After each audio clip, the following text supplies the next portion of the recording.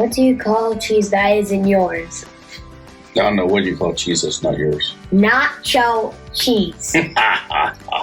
Spring is here.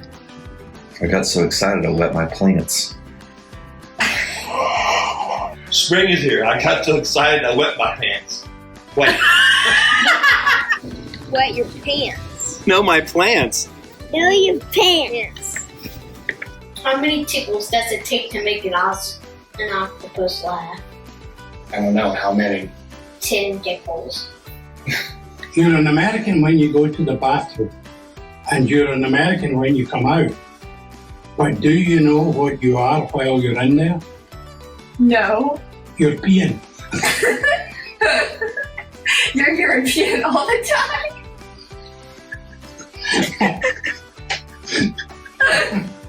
Yes. What does an angry pepper do? It gets jalapeno face. What do you call a bear without any teeth? I don't know. A gummy bear? Wait, did I ever say the bear joke? No, try it. Let's see. Oh.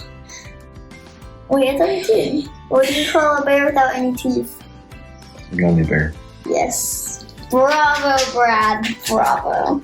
Does anyone need an arc? I know a guy. I don't know. I know a guy. Get it, Noah? I know a guy. Oh. All right. When is a door not a door? When it's a jar. What? I don't get it. When it's a jar. Not like a jar, but like when it's just a little bit open. Oh. What do you call a fish with no eye? I have no idea. It's a fish. There's no eye. Help!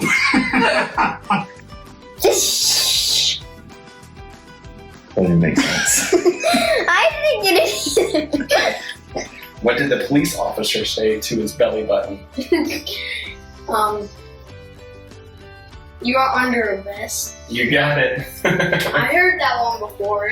I was wondering why the frisbee kept looking bigger and bigger. And then it hit me. He's coming closer to you. What? Oh no. What did the nose say to the finger? Pick me. No, quit picking on me. Oh, yuck.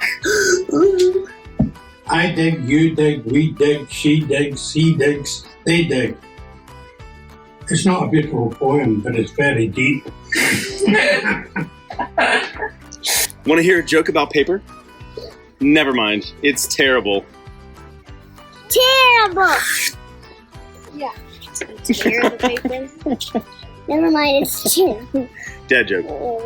What do you call a cow during an earthquake? I don't know. A milkshake. I like that one. I want to eat that one. Keep mine. Where does the king keep his armies? In his sleeveys? Did you get that In a one? castle. Did you get that one? Not too much. We didn't either. I got it. It's no armies, it's arms. And his sleeve is. Oh, yes. Where does the king keep his armies? In his sleeveys. Oh. It took me a while to get there too. Yeah. Well, it took me the whole car ride, so. Up until just now. Oh, his arms, his armies. That's a good one. I don't get that one. Armies. Like Armies. Yeah, like leggies, armies. That's good. It's not a lot of jokes. Oh, you wrote jokes a long time ago. Wow. Thanks.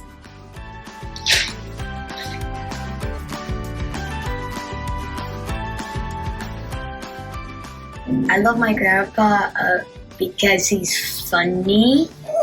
And sometimes when I practice for Taekwondo, I just go over to his belly and use it as a punching bag. My favorite memory of my grandpa is hearing all the cool stories he has to share.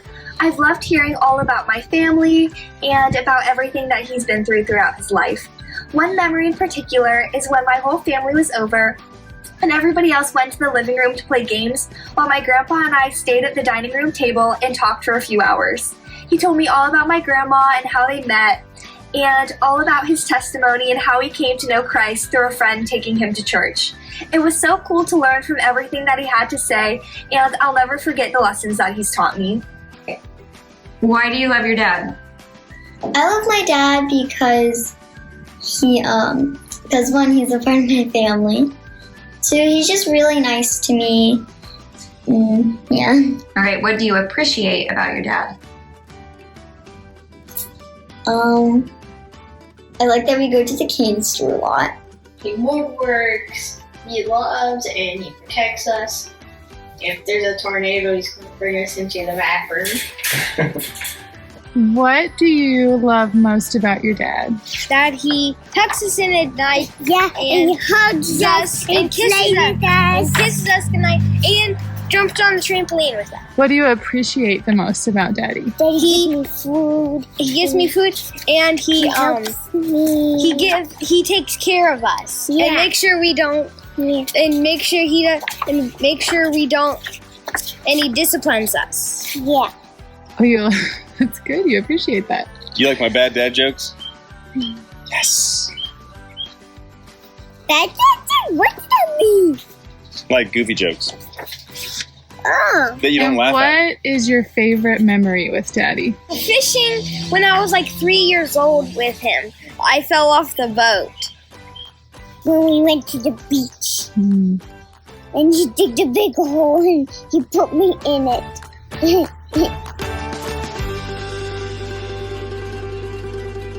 Good morning, Liberty Heights, and a happy Sunday. To all of our dads and granddads out there, we want to say happy Father's Day, and I hope you're having a great one so far. My name is Jamie Brown, and I just wanted to take a moment to welcome you to Church Online. If this is your first time joining us, thank you for choosing to worship with us today. We would love to connect with you and get to know you better. If you visit LHC.LIFE/connect and fill out the form on that page, we'll make a donation in your honor to Hope House Mission. If you've been around for a while, you can use that same link, LHC.LIFE/connect, and let us know how we can partner with you in any prayer requests or needs you might have during this season. Well, church, if you haven't yet heard, we are excited to announce that we will be gathering together again on Sunday mornings starting July 12th. Put that date on your calendar, circle and star it. We cannot wait to be together again. Be sure to keep a lookout on social media and your email for any regathering updates as we get closer to that date. All right, church, it's time to worship Jesus.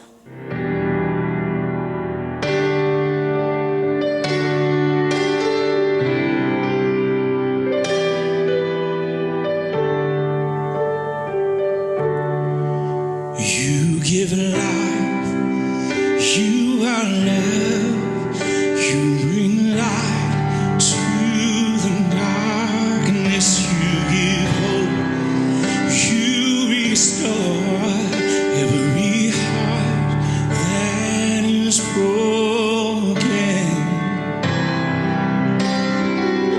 Great are you, Lord, sing it's your breath. It's your breath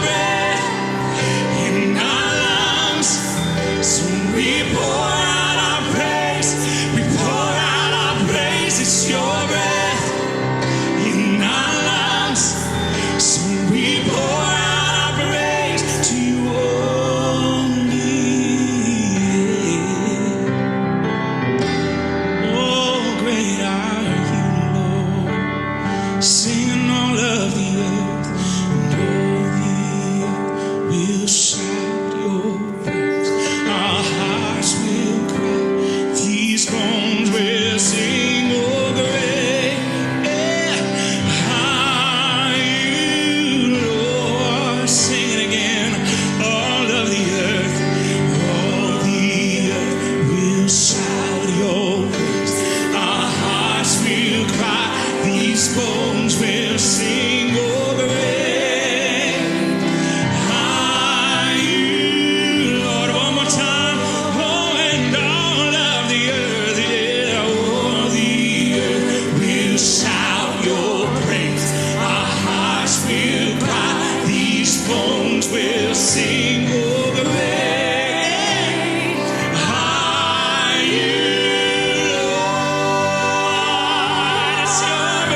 It's your breath in our lungs, so we pour out our praise. We pour out our praise. It's your breath in our lungs, so we pour out our praise to you. One more time. It's your breath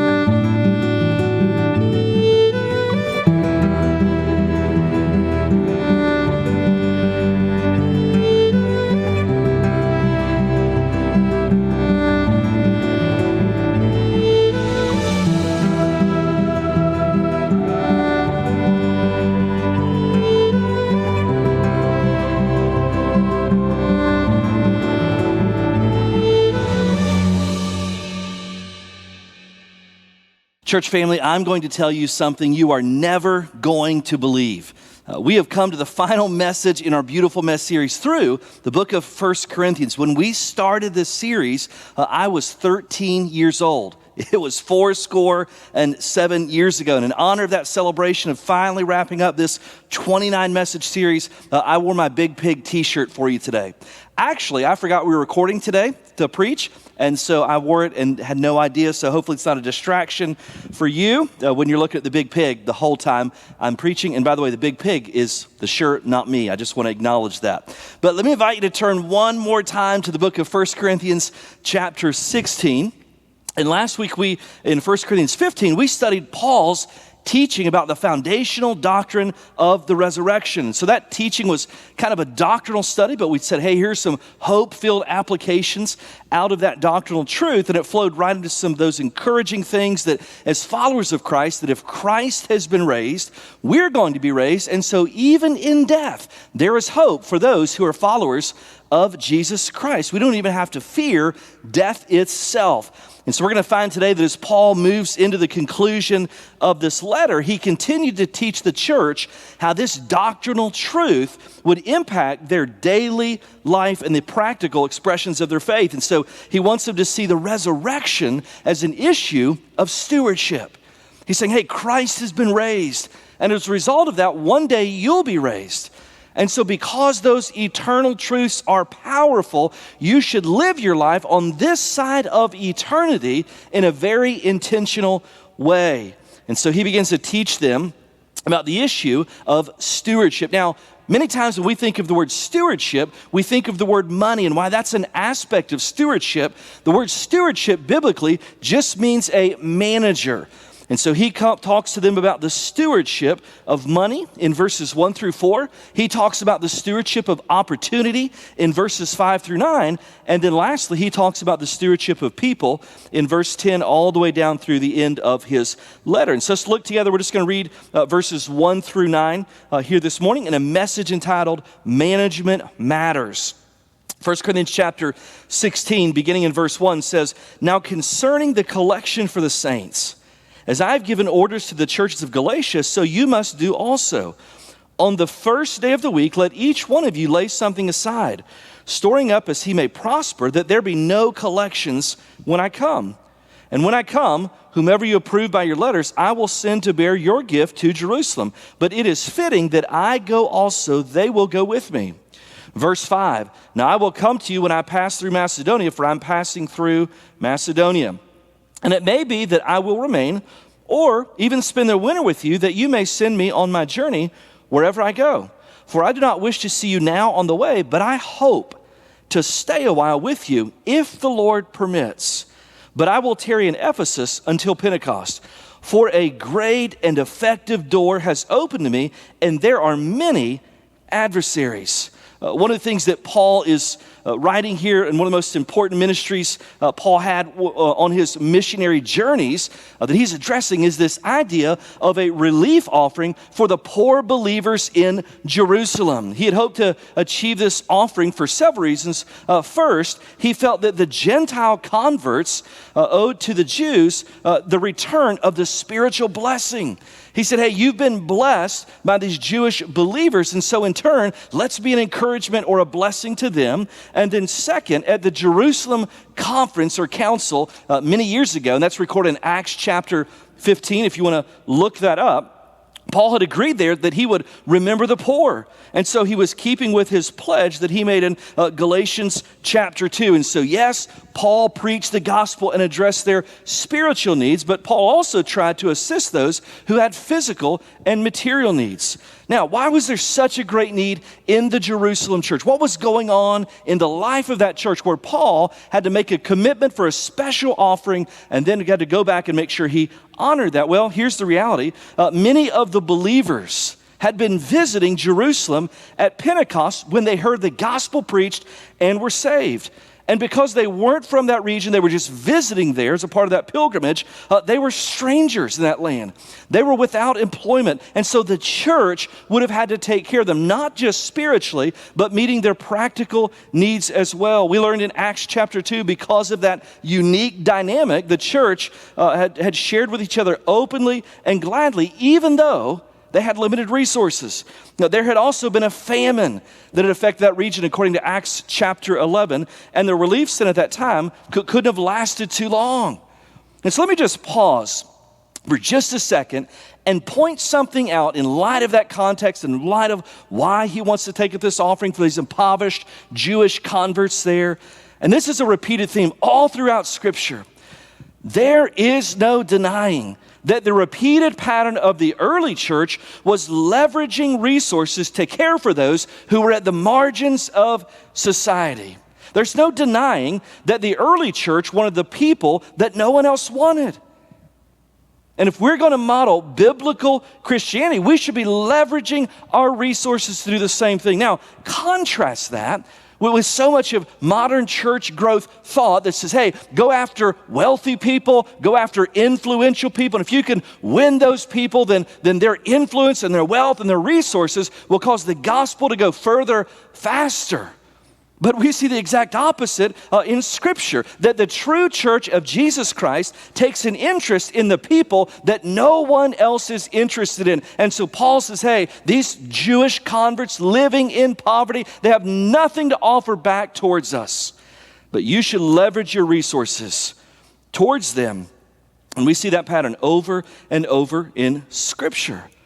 And so Paul's just leaning in about this issue of stewardship. He says, hey, you got some money, and you got some time, and you got some relationships. And so the question is not, do you have those things? The question is, what are you going to do with a little bit of time and a little bit of money and a little bit of relationships that God has entrusted you with? And so Paul's writing in his final words. Now think about all the things that Paul has addressed here in 1 Corinthians. We've talked about women in church. We've talked about cultural issues. We've talked about speaking in tongues. We've talked about all kinds of things. And yet here's Paul in his final words to this church saying, hey, before I wrap up this communication, here's 3 things that you should steward well in your life. And so he looks at 3 areas and challenges them, and in doing so challenges us to be good steward in 3 years. So I want you to see 3 principles out of this passage. And the first one is simply this, is that money should be invested eternally. The whole occasion for what he's writing here again is this special offering he had promised many years ago, and he was fulfilling this promise. It was very important to him. And so think about that. People had little resources being challenged to give generously to people that had even fewer resources. Now, contrast that type of sacrificial, open-handed living with a sad statistic that the average Christian gives 2.8% of their income towards the Lord's work. And so it's hard to argue that we're living with an eternal perspective when all of our money and our resources are spent on the here and now and all that it can contain and all the experiences that are attached to that. So even though this was a special missionary offering, Paul's instructions give some principles that relate to Christian stewardship that we can draw here out of this text that not only apply to them, but applies to us as well if we're going to be good stewards and invest eternally. And so I want you to see a couple of things out of this passage from verses 1 through 4 as he addresses this offering. And so the first thing he describes is that giving is an act of worship. Every member, according to his writings there, were to come to the Lord's Day preparing to give his share for that week. What's he say in verse 2? On the first day of the week, let each of you lay something aside. He says, so as you come together to lift up the Lord's name in worship, a part of that worship is giving. And so what happens here, often we think of worship in Christian context. We've kind of just reduced it down to singing. And yes, singing is a facet, an important facet of Christian worship, but that's not all that it is. It's not the complete picture. If a person loves to sing but hates to give, they have a stunted view of worship. Likewise, if a person loves to give but hates to sing, kind of sits in church like this when the music's playing. You've heard me say this many times. For a lot of Christians, a great worship song would be, if you're happy and you know it, tell your face, right? And so if I love to give, but I don't like to sing, I don't understand worship. If I love to sing, but I don't like to give generously, I don't understand worship. So Paul says here in verse 2 that as you come together on the Lord's Day to lift up his name, a part of that rhythm and discipline is giving. And so giving is an act of worship, no more or less than singing. Secondly, we see in this passage, giving should be systematic. And so he says, hey, as there's a rhythm to this. That as you're coming to the Lord's house in a regular, systematic, repeated kind of rhythm, as you're doing that, also be in the regular, systematic, repeated act of giving. So he says, on the first day of the week, let each of you, not those who are wealthy, not those who've had a good week and have a little left over. He says, let each of you, all of you, as you're coming to the Lord's house, let each of you lay something aside, storing up how he may prosper. And so he says on the first day of the week, when they're coming together, every believer should set aside his offering and bring it to church with him as a part of that act of worship. And so there was an intentional pattern to their giving. Their giving wasn't reactive. Right, like I've had a good week, or if they're agrarian culture, crops went really well. It wasn't reactive. It wasn't, hey, I just heard about this need, and so I think I'm going to respond to this, kind of a thing. He says, no, on the first day of every week, think of it another way. You're never going to be a generous giver without planning to give. For us personally, in our house, we put together a budget every single month, and the first line item in our budget is our giving. And so giving is an intentional act, not an occasional response. On the first day of the week, let each of you lay something aside. Now how do I know this is a repeated, systematic, intentional act of these early followers of Christ? Here's how I know. The first day of the week happens 52 times, right? Every single week of the year, there is a first day of the week. So he said, all of those first days of the week, every time you're coming in on the first day, on the Lord's Day, bring something as an act of offering. Right? So yes, he's taking up a special offering that's over and above, but he also says your giving should be systematic. Just like your rhythm of worship, corporate worship is systematic, repeated, intentional, so your giving is connected to that. Now, I've heard lots of people say over the years, Pastor, if God gave me $1 million, then I would fill in the blank. Now, the question is not, what would you do with what you don't have? The question is, what are you doing with what God has already given you? And so giving should be systematic. Also, we see in this passage, giving was personal and individual. Again, we've kind of already touched on this, but what does he say? Go back to verse 2 again. On the first day of the week, that happens 52 times a year, he's connecting it to worship. Let each one of you lay something aside. And so it's personal.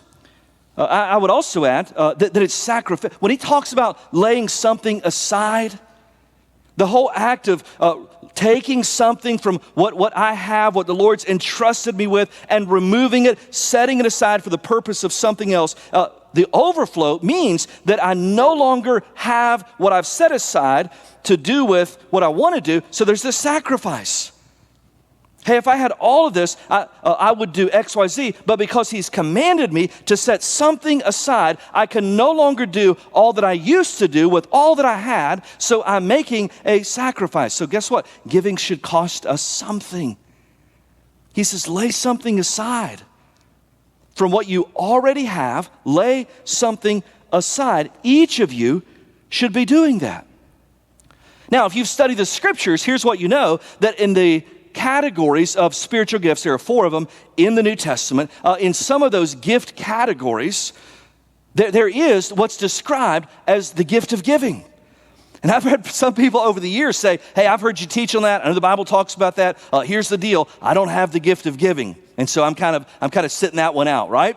Well, here's the simple reality. The gift of giving is the people who God has resourced in unusual financial ways. They have the ability often to make large sums of money. And what they're motivated to do with those resources is to invest deeply in the Lord's work.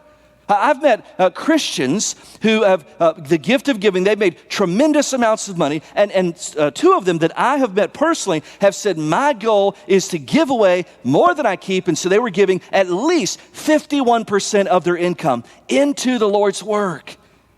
Rick Warren, when the Purpose-Driven Life book got so popular in culture, he said, I became a reverse tither.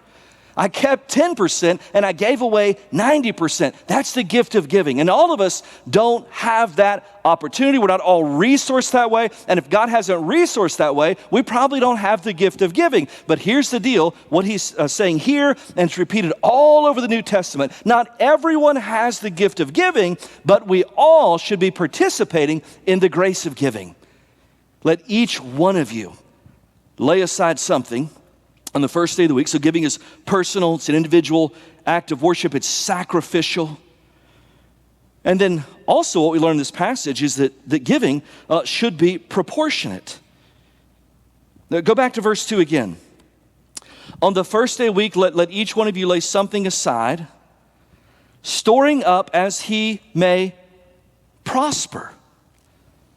One translation, verse 2 says, in keeping with his income. So here's what he's saying in verse 2. He's saying, hey, if you've been really blessed, if you've really prospered, then God hasn't prospered you so you can raise your standard of living. God, in fact, has prospered you so you can raise your standard of giving. And so here's what he's saying.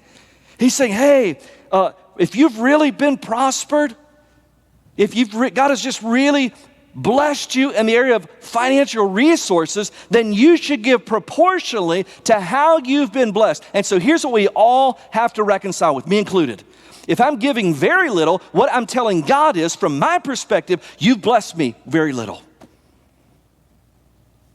So he says, each one of you lays something aside, storing up as he may prosper. Storing up, investing in heaven, storing up treasures in heaven. Well, how?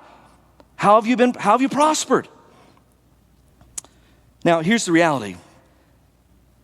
Most of the time, as a pastor, when I've had conversations about giving, people have asked me all kinds of questions. They've had questions about, what's Old Testament law versus New Testament grace giving. They've asked about, should I give pre-tax or post-tax? What's mine? What's all that good stuff. They've asked me about percentages.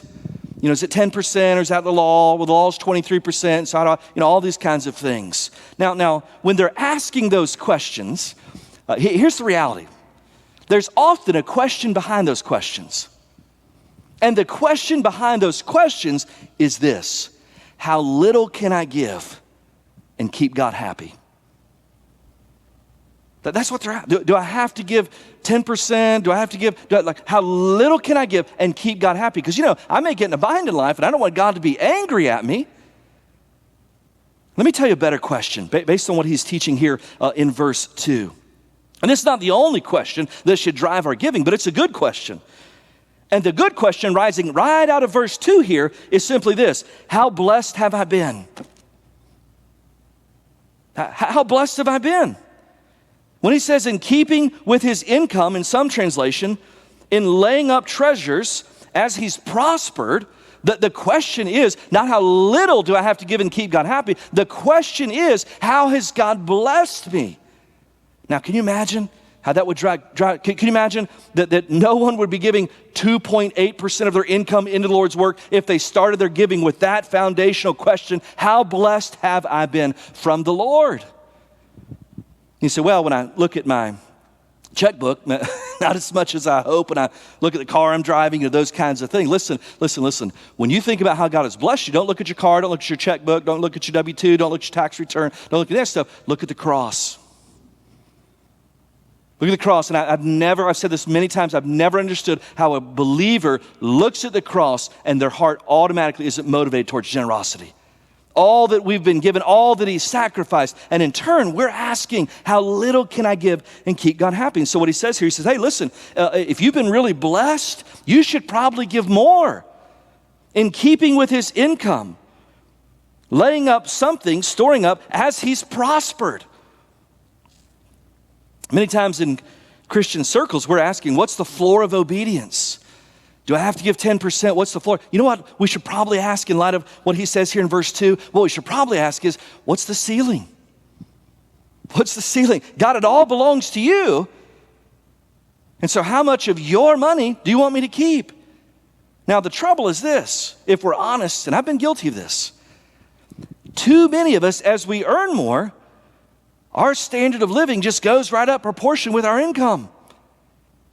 And so instead of having more margin to give away to our bills just go up.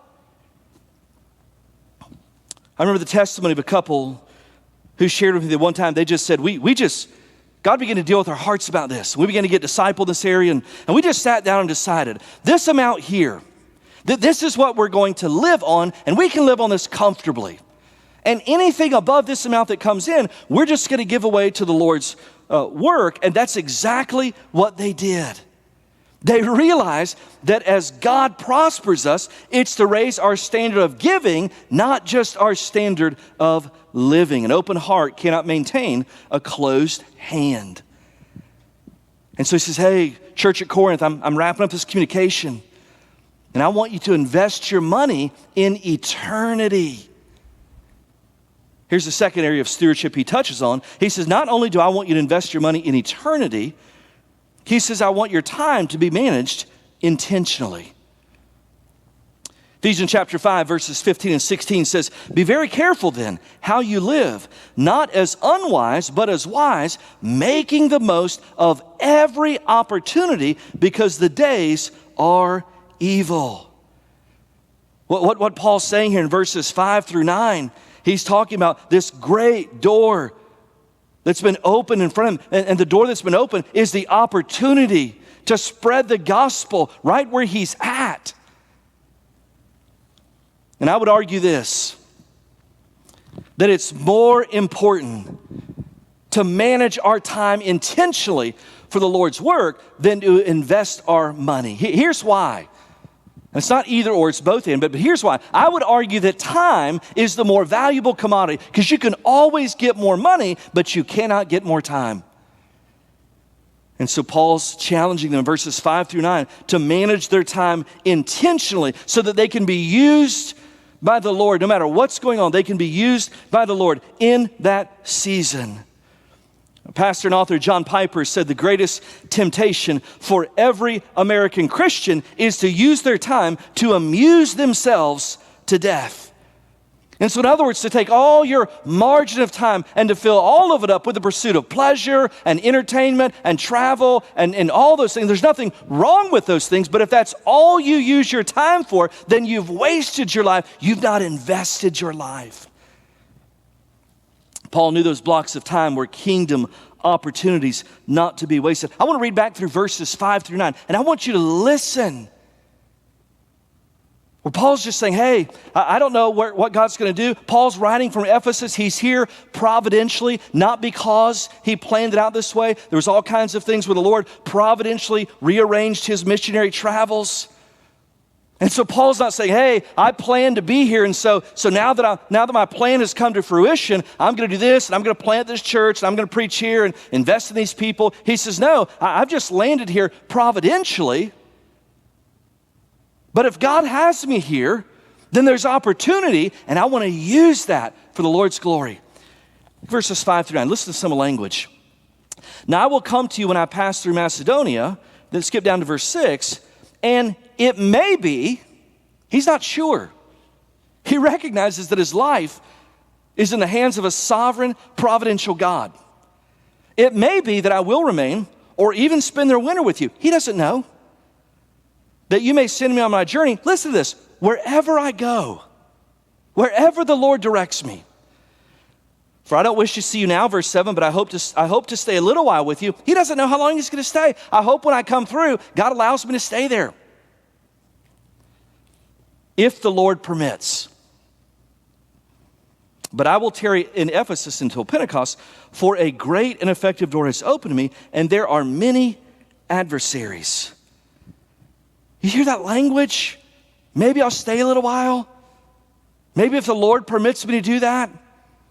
Right? Paul just looked at his life and said, I've put my life in the Lord's hands, and sometimes my plans don't come to pass. Sometimes God providentially orchestrates my life so that I end up somewhere that I hadn't planned to be, or I end up somewhere longer than I had not planned to be. And when that happens in your life, if you're like me and you like control, you're not rejoicing going, wow, look at these incredible opportunities before me. If you're like me and you like control, you're going, this is not how I wanted this all to work out.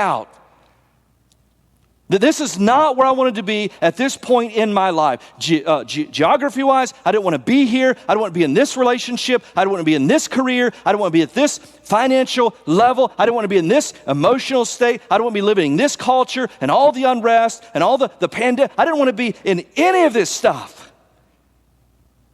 And so you can live with bitterness over lost control.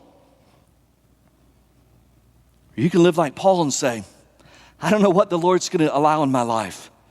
I don't know how God's going to providentially direct my steps. But God has me here and now. And it's not what I planned, but God has me here and now. And what I've realized is, what's he say in verse 9? A great and effective door has been opened to me.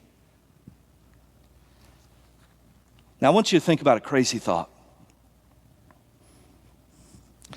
Wherever life finds you right now, as you're watching this, and whatever situation it finds you in, you are there because of God's providence. And if God has providentially orchestrated it, he probably has gospel work for you to do in the midst of it. Many people plan to do something great for God in the future to the point they don't manage or seize the opportunities right in front of them. An ancient Roman proverb said this, while we stop to think, we often miss our opportunities. Go back one chapter, chapter 15, and look at verse 32. And what we learn in verse 32 is when Paul's writing this in Ephesus, he's in danger.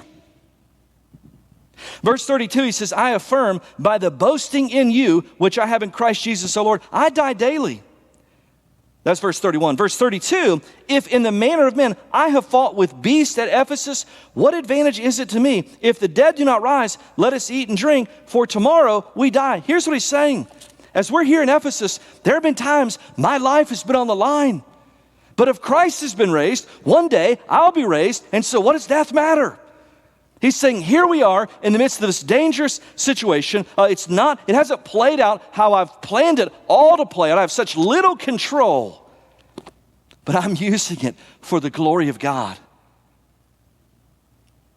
I'm using it. I'm managing this time because in every pocket of time, even the ones that are unplanned and unwelcome and not enjoyable, in every pocket of time, there's kingdom opportunities. Can I just tell you now, like if you've not watched the news, number one, good for you. But number two, instead of seeing obstacles and opposition all around us, you know what it actually is? From God's perspective, opportunities. Obstacles are opportunities to put God's glory on display in a tangible way. That's not even on my notes. That's free. I think the pig gave me that. We look around and we see a culture where there's all these obstacles. We're reminded of that on a regular basis. You know what they are? You can look at it and say, hey, here's the thing in culture that clearly it looks like opposition. Guess what it is? It's an opportunity to represent Christ well in a difficult situation.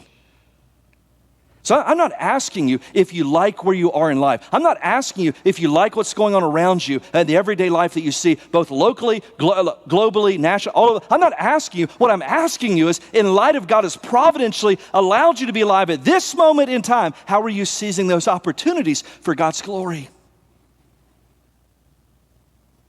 You see, there's a lot of chatter on Facebook about what people would do, should do, and could do. I'll let you a little secret. Your social media doesn't make a difference in anyone else's life. Also free, not in my notes.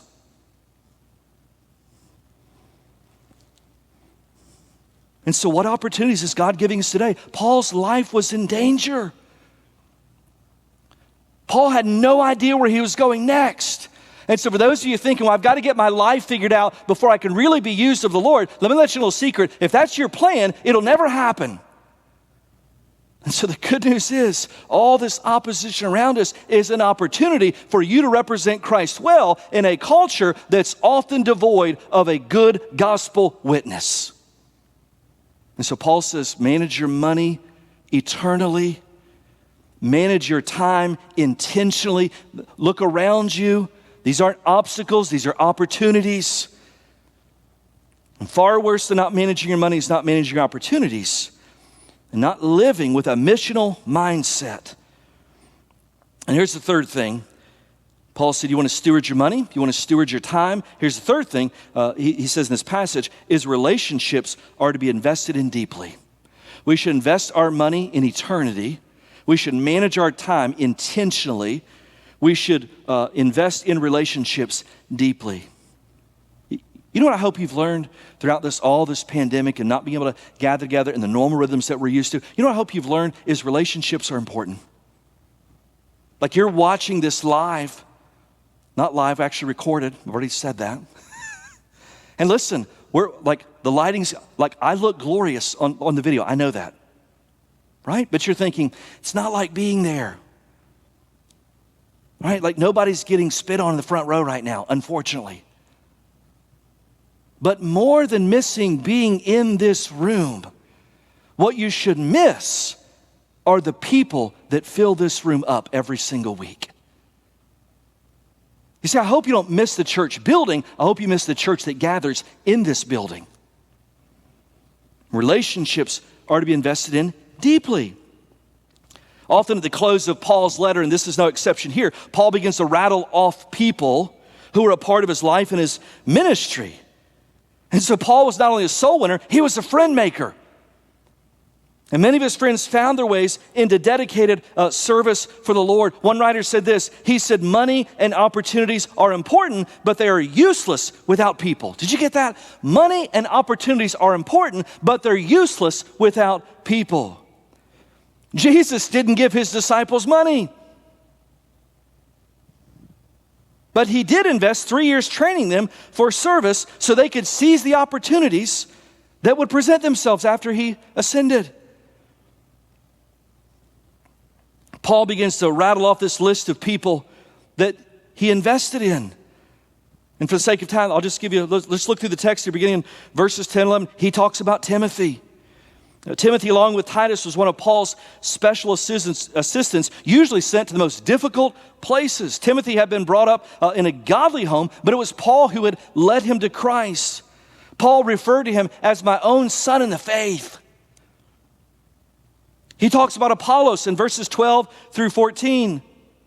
Apollos was an eloquent Jew who was brought into the full understanding of the gospel by Priscilla and Aquila, according to Acts chapter 18. We'll get to them in just a minute. He had ministered with great power at Corinth, so much so that he actually built up a little fan club there at Corinth to the point where Paul had to address that. He talks about Apollos, or Stephanas and his household in verses 15 through 18. These were the first people to be won to Christ in Achaia, and Paul baptized them himself, according to 1 Corinthians chapter 1. They became important workers in the Lord's service. He talks about Aquila and Priscilla in verses 19 and 20. This was a husband and wife team whose lives and ministries intersected and intertwined with Paul's, and Paul met them at Corinth. And this godly couple had been expelled from Rome because Aquila was a Jew. That was only part of God's providence to get them to Corinth so that they could be used for Paul's service. Again, God providentially orchestrating somebody's circumstances for his glory.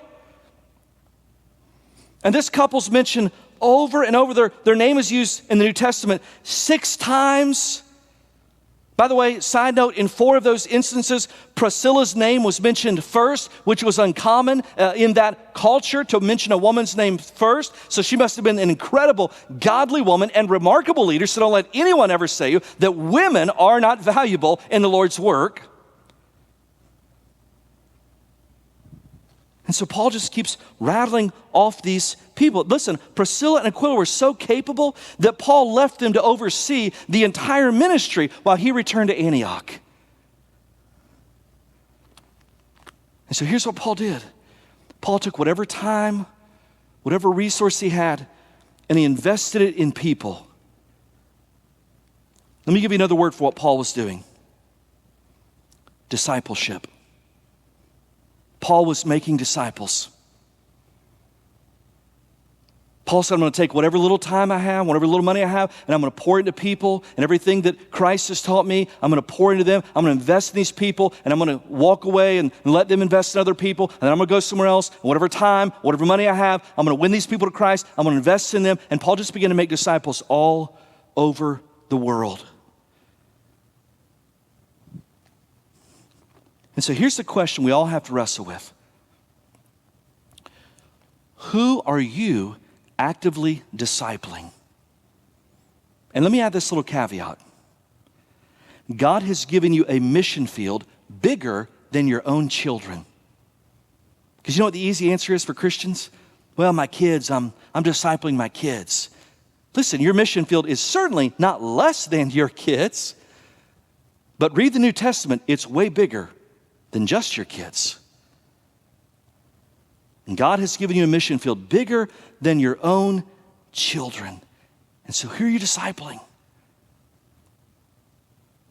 Who is it that you're taking the little bit of time you have, a little bit of money you have, and all that you've learned from following Christ, and you're intentionally pouring your life into, investing in other people for the sake of disciple making, just like this list of people Paul rattled off at the end of his letter. The great missionary C.T. Studd said this, only one life will soon be passed. Only what's done for Christ will last. Only one life, it'll soon be passed. Only what's done for Christ will last. And so you've got 2 choices with your life. You can waste it, spend it on things that will not last. Or you can invest it in something that does. And so you can take the little bit of time you have and a little bit of money you have and the relationships God's entrusted you with, and you can invest in eternity with just those 3 things. And if you're serious about doing that, you'll realize that management matters. And so here's the challenge for all of us. Are we living intentional lives for the sole purpose of eternal impact?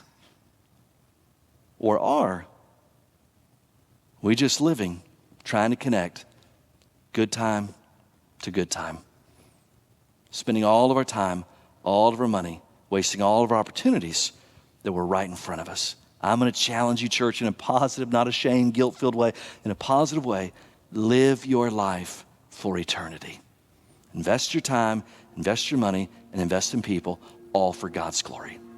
Would you pray with me? God, we're grateful that you would trust us to be stewards or managers over anything. God, this incredible global vision of making disciples that Jesus gave his church. God, we're humbled that we would play any part in your kingdom agenda. That God, you allow us the privilege of being involved in your work. And so, Lord, in light of that, would we just take an honest look at our money and say, how can I use that to advance the gospel? Would you allow us, especially in this season, Lord, to look around us and say, how can I use this time, this moment in time, to spread the gospel?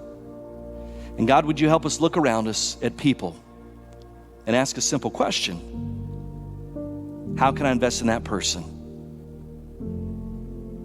with the hope of the gospel? And God, we trust you with whatever results we have and whatever victory we have. It's not because of our skill or our intellect or our charisma or our efforts or anything we've done. God, whatever spiritual progress we make, it's solely because of your grace and Christ at work in us. And so we are humble and we are dependent on Jesus and Jesus alone for the work you've called us to. And it's in his name we pray. Amen. Thank you so much for that message, Pastor Brad, and the reminder that as followers of Jesus, we are called to give our time and treasure to the body of Christ. If you joined us this morning and you don't yet know Jesus, but maybe you're ready to take that next step, or if you have questions and would just like to have a conversation, we would love to partner with you on that journey. If you fill out the form at LHC.LIFE/connect, one of our pastors will reach out to you shortly.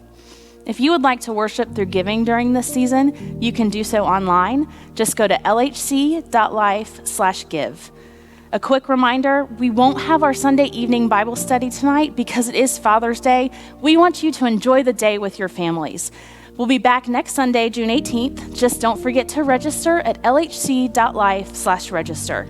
As always, church, we encourage you to use those discussion questions to continue the conversation with your family from today's message. You can find them on our Facebook page or our Instagram.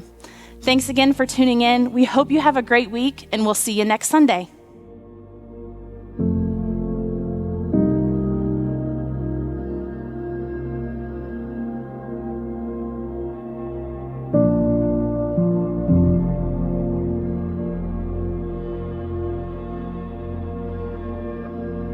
Thank you.